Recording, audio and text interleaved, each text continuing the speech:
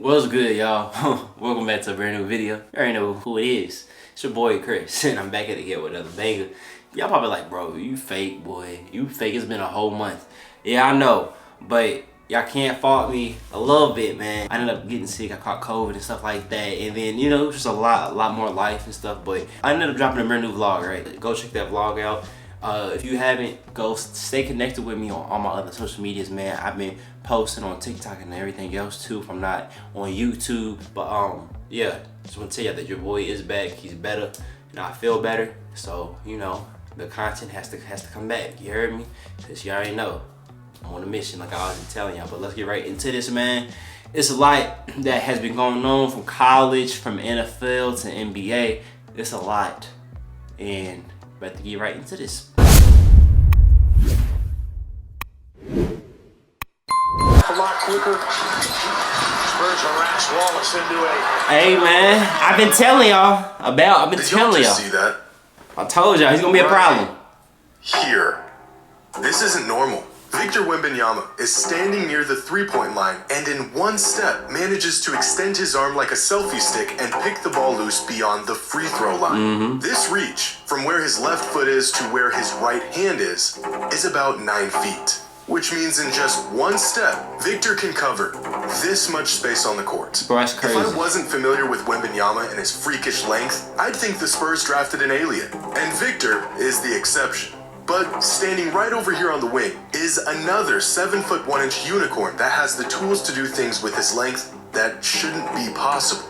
In fact, it feels like these ultra-sized Swiss Army knives are becoming more and more common around the league. From oversized guards to point forwards to 7' 4" big men calling for lobs at the three-point line. It feels like there's more size in the NBA today than ever before.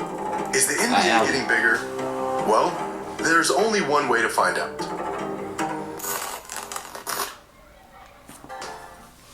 This is Walter Dukes. Walter was a solid NBA player throughout the 50s and early 60s. But what makes Walter special is that he was the very first 7-footer in the NBA when he was drafted in 1955. Basketball players have always been known for their stature. But when Walter was playing, he wasn't just considered tall. He was a one of one, a spectacle. And he would remain the only 7-footer in the NBA until a talented prospect out of Philadelphia was drafted in 1959, named Wilt Chamberlain. The following season, in 1960, 7' 3" Harvey Holbrook joined the NBA and would remain the tallest player in the history of the league up until 1982, when the Utah Jazz drafted 7' 4" Mark Eaton. 7-footers used to be extremely rare. Landing a player whose height began with a 7 used to mean winning the jackpot. But in today's NBA, 7-footers and positional supersized players have become so common that this Simmons is crazy. 16 still can't shoot. The future of the league and the sport itself is pointing in one very obvious, inevitable direction.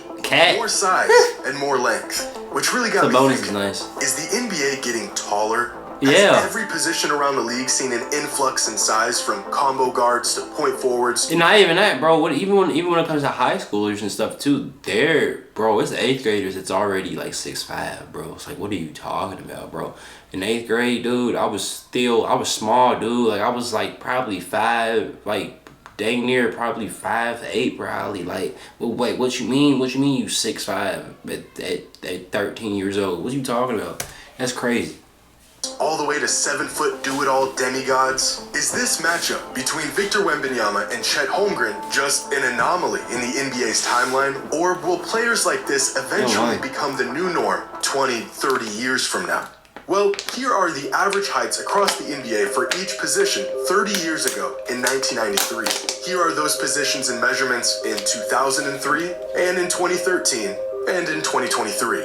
And over the course of 3 decades, not much has changed. I could be a point guard. Size standards throughout the NBA suggest point guards and a shooting guard, like always. So my normal shooting guards are about 6'5". Small forwards are 6'. My fault. I was talking through that. My fault, y'all. Not much has changed. The traditional size standards throughout the NBA suggest point guards are usually about 6'2", shooting guards are about 6'5", small forwards are 6'7", power forwards are 6'9", and centers are about 6'11". This generally remains the case to this day. although there are some small fluctuations around the edges. Point guards are nearly 2 inches taller today than they were in 1993, but centers are an inch shorter today than they were in 1993. That's crazy. In 1993, the difference between a point guard and a center, on average, was nearly a foot. Today, that difference has shrunk to just 7 inches. In fact, this change, the homogenization of the league and the size of its players, is by design. When you chart size in the NBA, it comes out like this. A bell curve. Not a lot of small guys, not a whole lot of big guys, and a lot of guys in the middle. But if you compare the size data from the league in 2023 and the size data from the league in 1993, the evolution of the league and its players becomes a lot more clear. In both of these seasons, the average height of players across the league is exactly the same, 6 feet 6.7 inches. That would suggest that things really haven't changed over the last 30 years. But once you see how that size is distributed, you can get a better understanding of the evolution of the game. Size used to be almost evenly spread out. You've got your traditional point guards, your traditional rim protectors, you've got your wings and your slashers. They each had a distinct role on the court, and with a handful of exceptions, usually their size determined their role, for better or for worse. But in today's NBA, thanks to advanced analytics and better schemes and more data at the league's disposal, those roles and positions are becoming more and more obsolete. Like for instance, that one dude who played for Memphis, I think they said he was like 300 pounds, whatever. Still hooping on it though, like hooping. I forgot dude's name though. I think his dad hooped. I think his dad did hoop in the league. I don't remember, but nah, he was like But I read he was like 300 and something or something like that, bro. And boy, he wouldn't even think though. He be moving. It's not the size that's changing. It's how we value and use size that's changing. In 2023, the most common height in the league is 6'5", and this range right here, the middle guys, the Swiss Army knives, makes up nearly 60% of all players. In 1993, the most common height was 6'9", and those middlemen made up just 43% of the league. The NBA has become condensed, where falling somewhere in the middle of size and skill set has almost become a valuable commodity. I'm gonna know the NBA at this point, y'all. It's actually very simple. Versatility. With the introduction of the 3-second rule in 2001 that forced big men to leave the paint on defense, and the three-point era that has brought offense further and further away from the rim, teams can no longer afford to have players on their roster with hyper-specific sizes and roles. Having guards smaller than 6'2" can leave a massive hole in your defense on the perimeter. Defensive schemes in today's league are designed to find the mismatch and exploit it. Players like Donovan Mitchell, Trae Young, and Darius Garland are able to mitigate this liability with their offensive output, but the liability still remains. Having big, burrowing centers on your roster used to be a viable strategy, but now that the game has forced them outside of the paint, they too have become a nuisance on defense with screen-heavy offensive schemes and switches. The solution to this problem? Players who fall right in between those two extremes. Guys who are quick enough to defend the perimeter but have enough size to not fall into a mismatch with big men. LeBron James is the prototype for this kind of player, but since he entered the league in 2003, these attributes have become increasingly more common and valuable. The rule changes that took place in the late 90s and 2000s completely altered the makeup of rosters and have turned rosters like this, with a large variation of size and skills, into this, a roster that is made up of a bunch of all-in-one talents with a few specialty players around. I'm telling you, I can join the Warriors. Those are just the really defensive implications of having a one-size-fits-all roster in the NBA. On offense, this evolution is just as glaring. Since 2014, the NBA has been keeping track of advanced player data like speed, distance, individual time of possession. These statistics are called tracking data. And according to this data, here are the players who had the most touches per game in the NBA 10 years ago. Dang. And tell me if you notice a theme going on here. It's pretty obvious, right?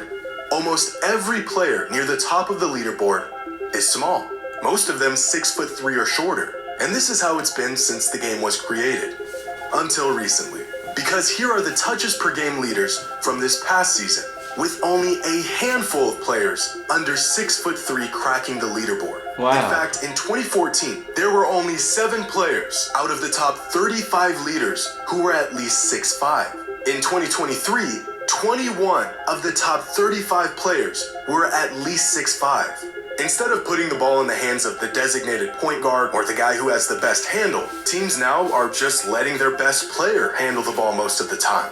It feels like guards have gotten bigger and taller because they have. Yes, Not they because have. the league is getting taller, but because instead of letting the little guy handle the rock, they're just letting their best player handle the rock. And the best players tend to be bigger, or at least average in size. These guys used to have a specific Derek Fisher crazy, boy. Thanks to new offensive schemes and tactics, their value has been minimized. Similar to defense, versatility has taken the place of specialized skill sets on offense. If you're really good, we'll just teach you how to handle the ball and run the offense. Doesn't matter if you're 6'5" or 7 feet.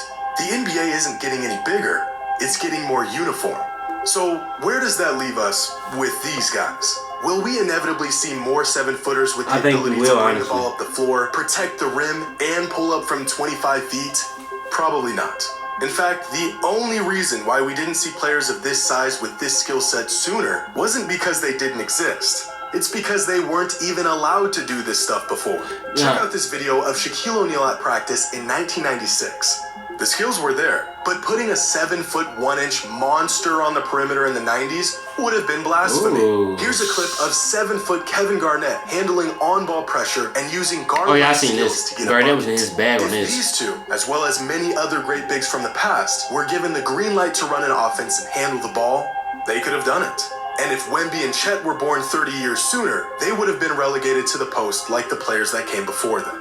But even with teams moving towards, even searching for players with guard-like skills, finding those big players with guard-like skills is still a tall task. Kristaps Porzingis came into the league as a 7'3" wingman who fit well within the Kevin Durant archetype, could handle the ball and shoot it from outside. But over his career, he has settled into a more traditional stretch big man role, where he has found vastly more success. Another example is Bol Bol, who has all the physical tools to now play Bobo, Chet he's or Wemby, and he's hard. 4 years into his NBA career, and we have yet to see him shine in that role. Give him a We may not see more players with this particular blend of size and skill for a while. These guys are outliers. The goal here is size and shooting and switchability. If you can get super size with all of those skills, well, that's just icing on the cake. The versatility these types of players provide has, at least to the perception of these teams, outweighed the unique skill sets of players and their roles from the past. With homogenization comes adaptability and switchability. And with this evolution came the extinction of most hyper-specific, highly volatile sizes and roles. And this data right here may demonstrate this evolution better than anything else. It's a chart of every player in the NBA in the 1996-1997 season based on height and weight. And as we touched on before, there was no shortage of variety in the league 25 years ago. Way down here is the smallest player in NBA history, 5'3" Muggsy Bogues. Pretty confident in saying we'll never see another player like this in the NBA again. And on the complete opposite end of the spectrum is George Muresan, the largest player in NBA history. Some other outliers include Priest Lauderdale, a 7'4", 330-pound behemoth of a man. You also got 7'6" Sean Bradley. Here's 7'1", 300-pound Shaquille O'Neal. But the majority of players in 1997 fell within this range of size, about 6'8", 6'9", 230 pounds.